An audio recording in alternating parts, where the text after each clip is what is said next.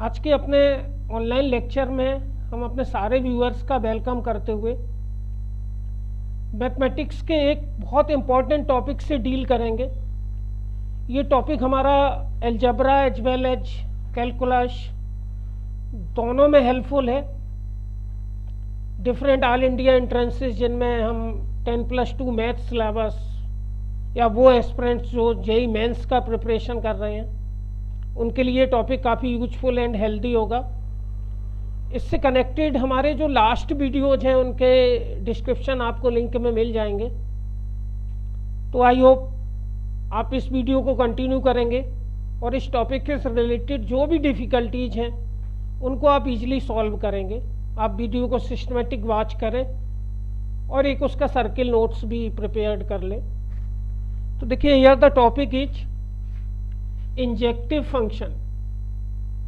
देखिए, आज के लेक्चर में हम इंजेक्टिव फंक्शन के थ्रू डिस्कशन करेंगे। इंजेक्टिव फंक्शन, इसका अनदर नाम 1-1 फंक्शन भी होता है बेटा, 1-1 फंक्शन। तो इस लेक्चर के थ्रू हम आज टेस्ट करेंगे कि कोई भी गिवन फंक्शन है उसकी इंजेक्टिविटी कैसे टेस्ट करते हैं। उसके टेस्ट करने के डिफरेंट प्रोसीजर्स और डिफरेंट रूल्स होते हैं। साथ में अपने कंटिन्यूड वीडियोज में हम इस टॉपिक से कनेक्टेड प्रॉब्लम भी सॉल्व करेंगे जो डिफरेंट एंट्रेंसेस और बोर्ड एग्जाम में पूछे जाते हैं। तो here we discuss the test of injectivity in any function, otherwise the test of 1-1नेस ऑफ एनी फंक्शन। तो इसके टेस्ट हम कई अपने डेफिनेशंस के थ्रू करेंगे। तो यहाँ पे टेस्ट 1 आ रहा है, इसको कब हम अप्लाई करते हैं, किस टाइप का हमारा प्रॉब्लम होता है, ये सब भी आप इस लेक्चर के थ्रू अंडरस्टैंड करेंगे। सो हियर द टेस्ट 1, जैसे कि आपको पता होता है कि जब भी हम फंक्शन स्टडी करते हैं तो उसमें 2 सेट्स पार्टिसिपेट करते हैं। एक सेट ए पार्टिसिपेट करता है और एक सेट बी पार्टिसिपेट करता है। तो आपको ऑलरेडी पता है, आप लास्ट वीडियोज का लिंक देख के उसको देख सकते हैं। If f such that A corresponding B is any function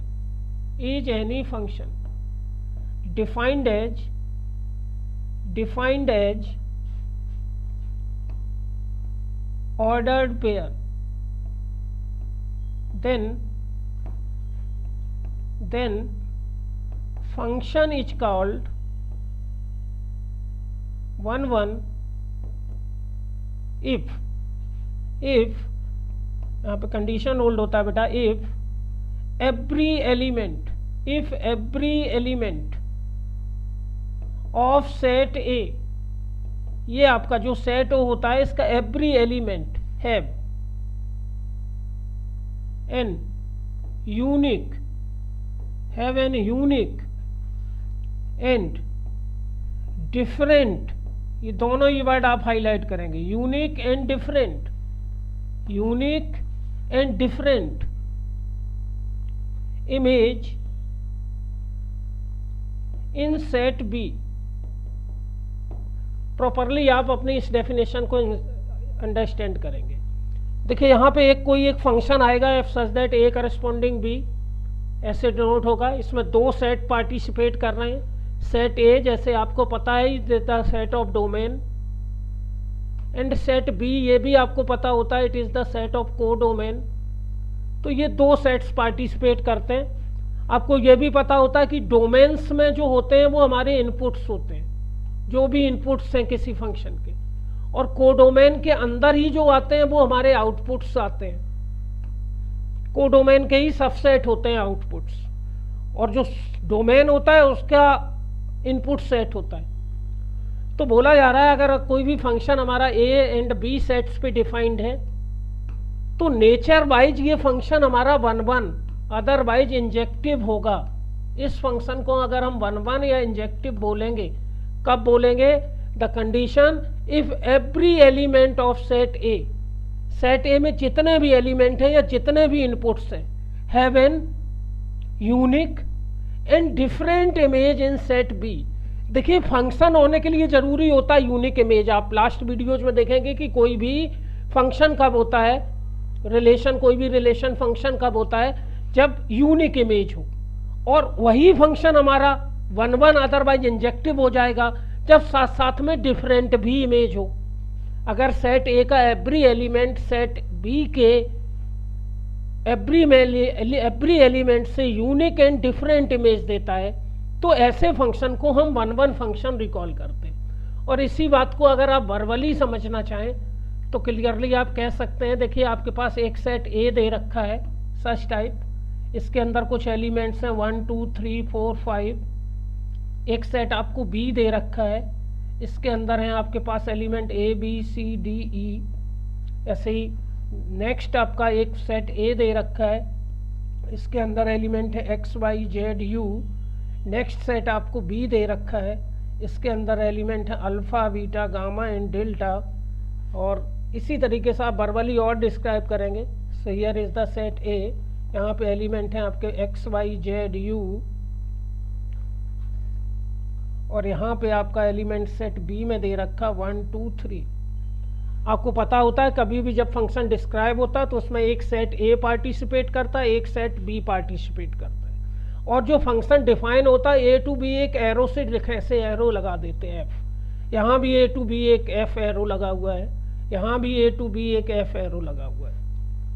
तो देखिए क्या बोला जाता है कि अगर यही फंक्शन हमारा 1-1 हो जाएगा अगर सेट ए का एवरी एलिमेंट सेट बी से यूनिक एंड डिफरेंट इमेज दे देगा, तो ए से बी की तरफ जो एरो लगाते हैं वो एरो इमेज बोला जाता है, इमेज।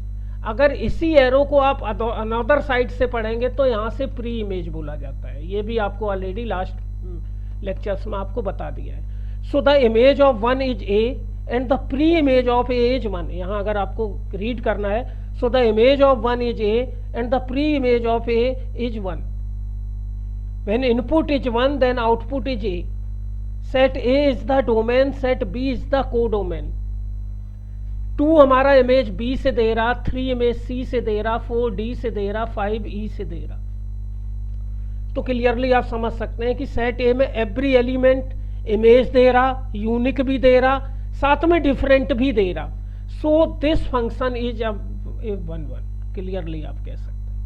आप यहाँ पे इमेज दीजिए, एक्स अल्फा से इमेज दे रहा, वाई बीटा से, जेड भी बीटा से, यू गामा से। तो क्लियरली आप यहाँ पे देखेंगे तो सेट ए का एवरी एलिमेंट यूनिक तो दे रहा है बट डिफरेंट इमेज नहीं दे रहा है, क्योंकि वाई भी बीटा से दे रहा है और जेड भी बीटा से दे रहा है। तो वाई और जेड जब दोनों बीटा से दे रहे हैं सो इट इज नॉट 1-1, नॉट 1-1। और ध्यान रखिए जब फंक्शन 1-1 नहीं होता है तो उसको आप मैनी 1 बोलते हैं, फिर मैनी 1 का ही दूसरा नाम जैसे कि मैंने बताया आपको इंजेक्टिव भी होता है, सेम वर्ड है इंजेक्टिव और 1-1। It is the many 1। यहाँ पे आप देखिए आपका x 1 से दे रहा है, इसमें एक एलिमेंट 4 भी ले लेते, y 2 से दे रहा, z 3 से दे रहा, u 4 से दे रहा। तो क्लियरली आप यहाँ भी देखेंगे सेट ए का एवरी एलिमेंट सेट बी से यूनिक एंड डिफरेंट इमेज दे रहा, सो इट इज आल्सो 1-1 फंक्शन। तो क्लियरली आप किसी भी फंक्शन को बेटा 1-1 फंक्शन तभी बोलेंगे जब सेट ए का एवरी एलिमेंट सेट बी से यूनिकली और डिफरेंट असाइंड होगा। मतलब सेट ए का एवरी एलिमेंट सेट बी के एवरी एलिमेंट से यूनिक और डिफरेंट इमेज दे। तो क्लियर हो रहा, अगर सेट ए का एवरी एलिमेंट सेट बी में यूनिक एंड डिफरेंट इमेज दे रहा है तो उस फंक्शन को 1-1 बोलेंगे। आप इस फंक्शन को ऐसे भी डिफाइन कर सकते हैं, दैट इज यहाँ पे कह सकते हैं f such that A corresponding B called 1-1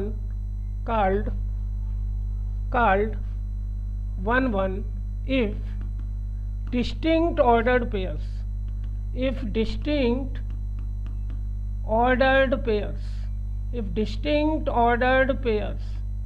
lie in function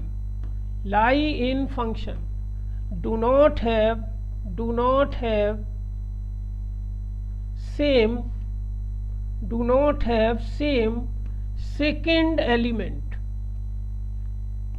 आप 1-1नेस या इंजेक्टिविटी को ऐसे भी डिफाइन कर सकते हैं, that is F such that A corresponding be called 1-1 if distinct ordered pairs lie in function do not have same second element. मतलब किसी भी फंक्शन में जो ऑर्डर्ड पेयर लाई कर रहे हैं वो डिफरेंट जो ऑर्डर्ड पेयर्स हैं उनका सेकेंड एलिमेंट सेम नहीं होना चाहिए। आपको ऑलरेडी पता है फंक्शन होने के लिए फर्स्ट एलिमेंट सेम नहीं होना चाहिए, सेट ए का ईच एलिमेंट पार्टिसिपेट करना चाहिए। फंक्शन होने की क्या कंडीशन होती है, सेट ए का ईच एलिमेंट पार्टिसिपेट करे, मतलब जितने भी एलिमेंट्स हैं वो सब के सब इमेज दें, साथ साथ में फर्स्ट एलिमेंट सेम ना हो या यूनिक इमेज दें, और वही इंजेक्टिव हो जाएगा जब सेकेंड एलिमेंट भी सेम ना हो। तो आप यहाँ इस एग्जाम्पल्स को दिखा सकते हैं एज, अगर आप इसको ऑर्डर्ड पेयर में लिखना चाहें तो इसको आप लिखेंगे F1, A, 2, B, 3, C, 4, D, 5, E। आप इसको ऑर्डर्ड पेयर में प्रॉपरली लिख सकते हैं दैट 5, E। तो क्लियरली जब आप यहाँ वाच करेंगे तो जो भी इसमें ऑर्डर्ड पेयर लाई कर रहे हैं, क्लियरली आप इस फंक्शन में देख सकते हैं कि जो भी ऑर्डर्ड पेयर है 1A, 2B, 3C, 4D, 5E, उनका सेकेंड एलिमेंट सेम नहीं है, किसी भी ऑर्डर्ड पेयर में सेकेंड एलिमेंट सेम नहीं हो रहा, सो इट इज 1, 1। बट अगर आप इस फंक्शन को as a ordered pair define करेंगे तो यहाँ पे आएगा आपका x alpha, y beta, z beta and u gamma. तो जब ये फंक्शन हमारा ऐसे आएगा तो क्लियरली यहाँ आपको दिख जाएगा कि जो डिफरेंट ऑर्डर्ड पेयर है उनका सेकेंड एलिमेंट सेम है। देखिए इस ऑर्डर्ड पेयर का भी सेकेंड एलिमेंट बीटा है और इस ऑर्डर्ड पेयर का भी सेकेंड एलिमेंट बीटा है, सो इट इज नॉट 1, 1। तो कभी भी ऑर्डर्ड पेयर में फंक्शन डिफाइन है तो आप देखिए जो डिफरेंट ऑर्डर्ड पेयर्स हैं, डिस्टिंक्ट ऑर्डर्ड पेयर्स हैं, उनका सेकेंड एलिमेंट सेम नहीं होना चाहिए, तो फिर वो फंक्शन इंजेक्टिव होगा, otherwise function is not injective. तो आई होप आपको ये डेफिनेशन समझ में आ गई होगी क्लियरली। अगर ऑर्डर्ड पेयर में तो उसके आप ऑर्डर्ड पेयर ऑब्जर्व कर लीजिए, ऑर्डर्ड पेयर ऑब्जर्व करने पे आपको सेकेंड एलिमेंट सेम नहीं दिखना चाहिए, फर्स्ट तो होता ही नहीं है सेम, आपको पता है ऑलरेडी फर्स्ट नहीं सेम होता है फंक्शन होने के लिए, लेकिन 1, 1 होने के लिए सेकेंड भी सेम नहीं होना चाहिए। मैंने वर्बली डायग्राम भी दिया, उसके अकॉर्डिंग भी समझ सकते हैं। ऊपर हमने टेस्ट भी लिखा हुआ है, every element of set A have unique and different image in set B, then function is called 1, 1। तो आप इस डेफिनेशन के थ्रू भी समझ सकते हैं। तो ये टेस्ट आपका तभी अप्लाई होगा जब फंक्शन हमारा या तो एरो डायग्राम में हो या ऑर्डर्ड पेयर में हो, तो फिर उस फंक्शन की इंजेक्टिविटी हम डिस्कस कर लेंगे। बट अगर फंक्शन हमारा ऑर्डर्ड पेयर या एरो डायग्राम में नहीं है तो हम एक अनदर टेस्ट करते हैं। मैं अब उस टेस्ट को डिस्कस करने जा रहा हूँ, क्लियरली आप समझेंगे। So here now we discuss the test number 2। So here the test number 2। यहाँ पे देखिए फंक्शन का हमारा डेफिनेशन थोड़ा सा चेंज हो जाएगा। So here the test number 2 क्या आ रहा है, आप प्रॉपरली बात करेंगे। इफ सेम डेफिनेशन आएगा, f such that A corresponding B. Function में दो सेट का पार्टिसिपेट करना बहुत जरूरी है और इन सेट का बहुत इंपॉर्टेंस भी होता है, आगे मैं डिस्कस करके बताऊंगा, ठीक है। F such that A corresponding be called 1, 1, sorry, F such that A corresponding be defined by, इसका डेफिनेशन थोड़ा सा बदलेगा, defined by y equal F x called 1, 1, otherwise injective if. अब कंडीशन आ रहा इफ, ध्यान से सुनिए, if F of x1 equal F of x2 implies that x1 equal x2 for every x1 comma x2 belong domain means A। Otherwise आप इसको ऐसे भी कह सकते हैं, और x1 is not equal x2 implies that fx1 not equal fx2 for every fx1 comma fx2 belong B। अब देखिए ये डेफिनेशन आपसे क्या बोल रहा है, यहाँ तो डेफिनेशन का पूरा शेप चेंज हो गया। कह रहा है अगर कोई फंक्शन है f such that A corresponding B, define कैसे है, अब ऑर्डर्ड पेयर में डिफाइन नहीं है, ना एरो डायग्राम है, ना आप ऑर्डर्ड पेयर में लिखा हुआ है। Defined by Y equal F X, फॉर्मुलेटिक डिफाइंड है। कोई भी एल्जेब्रिक फंक्शन है, ट्रांसेंडेंटल फंक्शन है, ट्रिग्नोमेट्रिक फंक्शन है, रेसिप्रोकल, एनी हाउ किसी भी टाइप का फंक्शन है, वो फार्मुलेटिक अप्रोच से डिफाइन है, तो फिर उसकी इंजेक्टिविटी टेस्ट कैसे होगी, called 1, 1, otherwise injective if fx1 equal fx2 implies that x1 equal x2 for every x1 comma x2 belong A.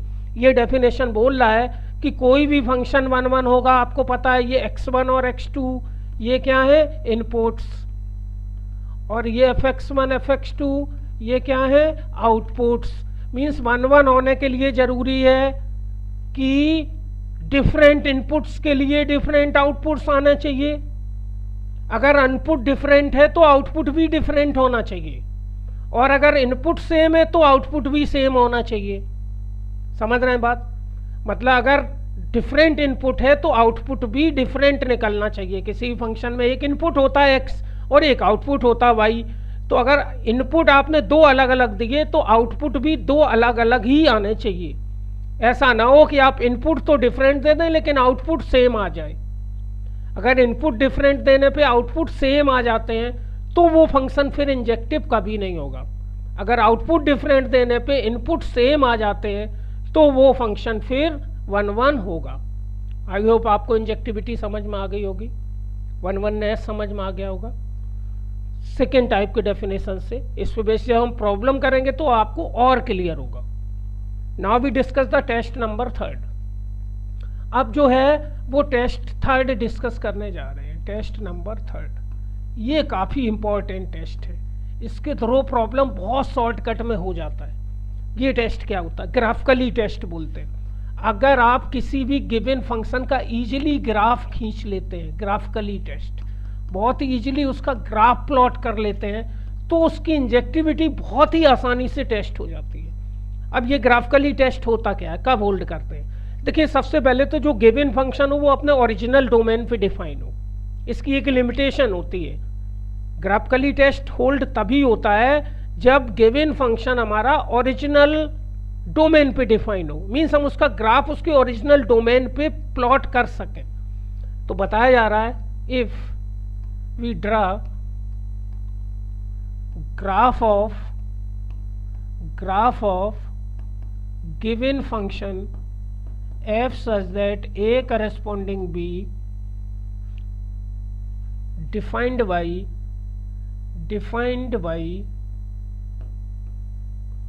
y equal fx, defined by y equal fx, then it is called injective function. It is called injective function if any parallel line to x-axis cuts the graph only at one point. Clearly आप ध्यान से समझिए, बहुत ही important test है।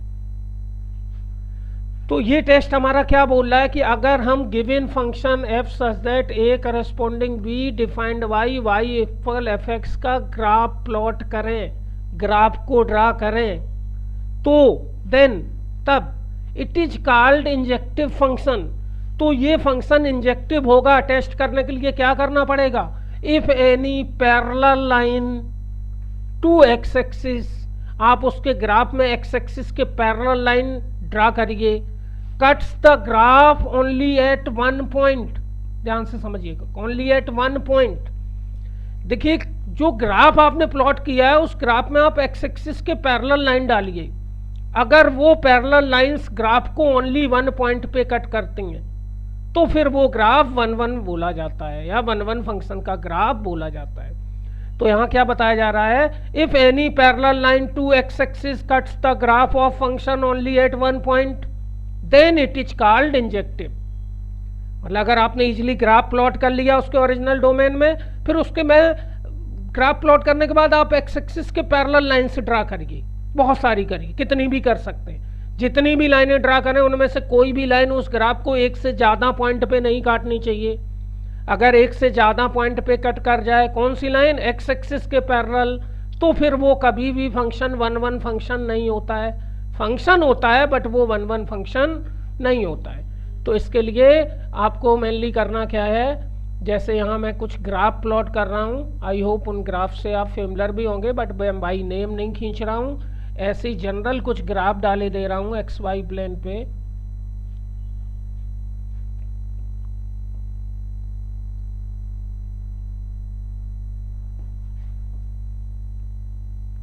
यहाँ पे हमने कुछ ग्राफ इस तरीके से ड्रा कर दिए,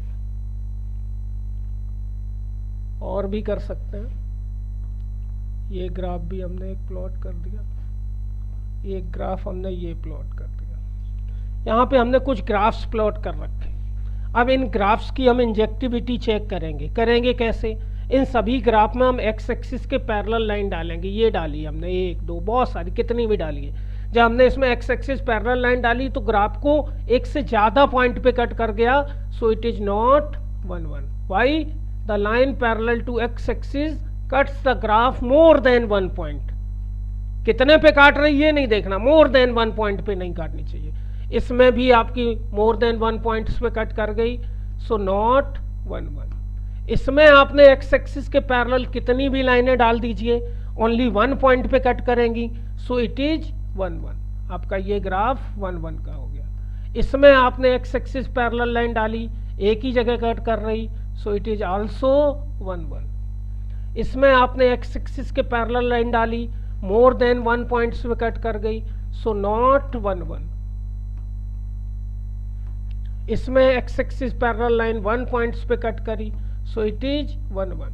इसमें भी x axis parallel line 1 point पे कट करी, सो इट इज 1 1। तो आई होप आपको क्लियरली समझ में आ गया होगा कि अगर एक्स एक्सिस के पैरेलल लाइन, अगर हम उस फंक्शन का ग्राफ प्लॉट कर सकते हैं अपनी इंफॉर्मेशन के थ्रू, और वो लाइन ओनली 1 पॉइंट पे कट करती है, तो वो फंक्शन फिर 1 1 होता है, अदरवाइज वो फंक्शन 1 1 नहीं होता है।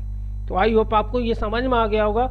इस पे एक ही बहुत अच्छा एक कॉरोलरी आता है, आप ध्यान रखिए कि इवन फंक्शन कोई भी फंक्शन इवन फंक्शन है, आप पता होता है even function that F of minus x equal F x. कभी भी अगर कोई इवन फंक्शन आ जाता है, F of minus x equal F of x को जो सपोर्ट करता है, is be never 1 1, be never 1 1। तो कभी भी अगर इवन फंक्शन आ जाता है जो F of minus x equal F of x को सपोर्ट करता है, तो वो फंक्शन हमारा कभी भी 1 1 नहीं होता है। आई होप आपको क्लियर हो रहा होगा।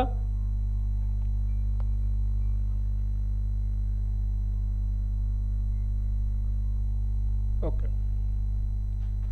देखिए उसका रीजन क्या होता है, बिकॉज उसका रीजन ये होता है कि the graph of even function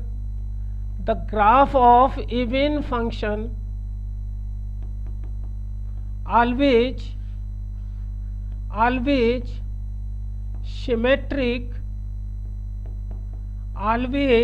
symmetric along y axis. देखिए बेटा, जो इवन फंक्शन होता है उसका ग्राफ हमेशा y एक्सिस के अलोंग सिमेट्रिक होता है। जैसा y एक्सिस के राइट होता है वैसा ही y एक्सिस के लेफ्ट होता है। अब अगर इवन फंक्शन का ग्राफ y एक्सिस के अलोंग सिमेट्रिक होगा, मीन्स जनरली कोई ग्राफ y एक्सिस के राइट में ऐसा है, कोई ग्राफ हमने प्लॉट किया वो हमारा y एक्सिस के राइट में इस तरीके से आ रहा, कुछ हमने ग्राफ प्लॉट किया y एक्सिस के राइट इधर है, और सिमेट्री जब y एक्सिस पे मिरर के अलोंग लेनी है तो लेफ्ट भी इधर होगा, तो अब इसलिए x एक्सिस के पैरेलल लाइन 2 जगह काट ही जाएगी। तो इवन फंक्शन अगर अब कभी भी आप डिटेक्ट कर लेते हैं या फाइंड आउट कर लेते हैं, तो इवन फंक्शन हमारा कभी भी 1 1 फंक्शन नहीं होता है। उसका रीजन आप समझ गए, क्योंकि इवन फंक्शन का graph symmetric along y axis होता है, y एक्सिस के अलोंग सिमेट्री लेता है, इसलिए जब x एक्सिस पैरेलल लाइन डालेंगे तो वो 2 जगह कट कर जाएगी। तो आई होप आपको समझ में हो गया। एक्चुअली ये सारे टेस्ट एक दूसरे से ही कनेक्टेड हैं। जब मैं प्रॉब्लम सॉल्व करूंगा तो सभी टेस्ट एक दूसरे में मर्ज कर जाएंगे, कोई भी प्रॉब्लम कई तरीके से आप लगा सकते हैं। Okay, so here the test number 3, I hope आपको क्लियर हो गया होगा। अब हम टेस्ट नंबर 4 पे आते हैं। टेस्ट नंबर 4, इस पे भी प्रॉब्लम बहुत आता है, जेई मेंस में तो इस पे बहुत प्रॉब्लम पूछा जाता है। मतलब बाकी टेस्ट आप लगा के इंजेक्टिविटी से इस क्वेश्चन में कुछ नहीं लेते, एक कांस्टेंट निकलवाता है एक्चुअली प्रॉब्लम में, बोलता है फंक्शन 1 1 है और ये कांस्टेंट ABC कुछ इन्वॉल्व होते हैं, कहता है इनको बताओ। तो ये टेस्ट नंबर 4 क्या होता है, इसके लिए बताया जा रहा है आपको, any function f such that a corresponding b defined by y equal fx called 1 1 if it be only strictly increasing or strictly decreasing. Clearly ध्यान रखिए, ये टेस्ट भी काफ़ी अप्लाई होता है। देखिए अगर कोई भी फंक्शन 1 1 तभी होता है या तो वो उसमें स्ट्रिक्टली इंक्रीज करे, मतलब अगर वो फंक्शन बढ़ रहा है तो बढ़ता ही रहे, इंक्रीज ही करता रहे, बढ़ता रहे, फिर ऐसा ना हो कि बढ़े और फिर कम भी हो। अदरवाइज और स्ट्रिक्टली डिक्रीजिंग, मतलब अगर कोई फंक्शन बढ़ रहा है तो बढ़ता रहे, कम हो रहा है तो कम होता रहे, ऐसा ना हो कि कहीं फ्लैट हो जाए, ना बढ़े ना कम हो, कांस्टेंट हो जाए, या दोनों हो, मतलब अप डाउन ना हो कि बढ़े ऊपर जाए फिर नीचे आए फिर ऊपर जाए, या ऊपर जाके थोड़ी देर के लिए फ्लैट हो जाए फिर ऊपर चला जाए, तो ऐसा नहीं होना चाहिए। मतलब कंडीशन ये होनी चाहिए, या तो फंक्शन हमारा ऐसा रहे, मीन्स इसका जो टेंजेंट है या तो F dash x greater than 0, otherwise F dash x less than 0 हो। इन दोनों ही केसों में फंक्शन 1 1 होगा, इसमें भी 1 1 होगा, इसमें भी 1 1 होगा। बट अगर कहीं ये कंडीशन